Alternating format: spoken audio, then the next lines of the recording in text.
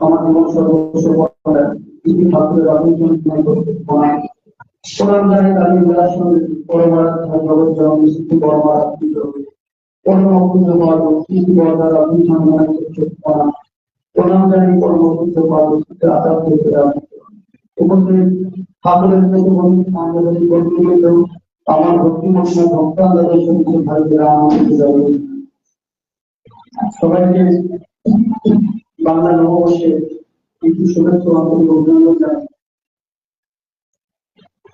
তিনটি কনফারেন্স হয়ে গেল এবং নববর্ষ স্বস্তি মহাযজ্ঞ।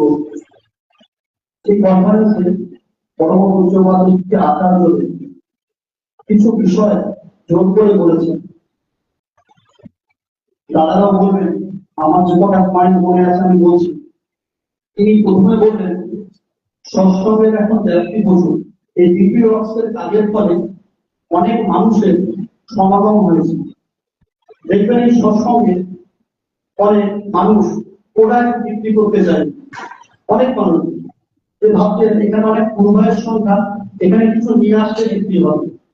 বলছে তিনি তাদের উপরে ধান্দা হয়, ভুল হয় না, বলছে ধান্দা হয়, বলছে এদের অ্যাভয়েড করতে হবে। বলছে এরা যদি ভোগে দুদিন পর দেখেন ঠাকুরের কথা বন্ধ হয়ে গেলে প্রোডাক্ট নিয়ে মারামারি শুরু হয়েছে, ঠাকুর ভুলে যাচ্ছে। বলছে এদের প্রথম থেকে অ্যাভয়েড করতে হবে। এই প্ল্যাটফর্ম হচ্ছে ঠাকুরের প্ল্যাটফর্ম, এখানে ঠাকুরের কথা ছাড়া আর কোনো কথা হবে। তিনি আবার বললেন যে আমরা দেখবেন অনেক মানুষকে শুধু সাহায্য করুন।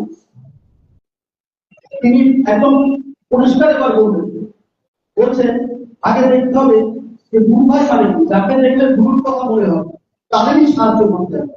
আমি ঠাকুরের কোনো কথাই মানবো না, সাহায্যের বারে এখানে এসে আসবো, এইসব গুলো নয়। তিনি বলছেন যে আমার কাছে একজন এসে বলছেন যে আমি বিয়ের ব্যবসা করবো, কৌন কৌন করে ঘি দাদা আমি দিতে চাই ভবিষ্যৎ সবার সকল গুরু হয় না।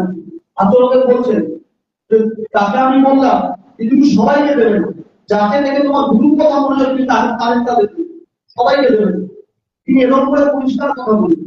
তিনি আরো কথা বললেন, বলছেন ভোটের মরশুম, অনেক রাজনৈতিক দলের নেতারা চাইবে এখানে এসে কথা বলতে, অনেক কিছু করতে, তুমি কিন্তু এটা ঠাকুরের প্রার্থনা, এখানে কাউকে প্রাধান্য দেবেন, এখানে শুধু ঠাকুরের কথা হবে, আর কোনো কথা হবে না। তিনি বলতে কি বলছেন এখন উৎসবে তার নেতাকে তুলে তিনি বক্তৃতা দেওয়া হয়েছে, বা শুধু বক্তৃতা বক্তৃতা নয়, তিনি একটা পোশাক রান্না করতে তিনি যে হাতে দাঁড়িয়েছেন একটা নেতা জুতো পাইবে ঠাকুরের পোশাক রান্না করছেন, সেখানে গিয়ে কুর্তি মেরেছেন। আচরণে বলছেন আমি ওদের খুব বকাবকি করেছি, এখানে পুরুষোত্তমের পোশাক রান্না হচ্ছে, তুমি তাকে ঢুকিয়ে রান্না করেছি। তো যে এখানে শুধু ঠাকুরের কথা,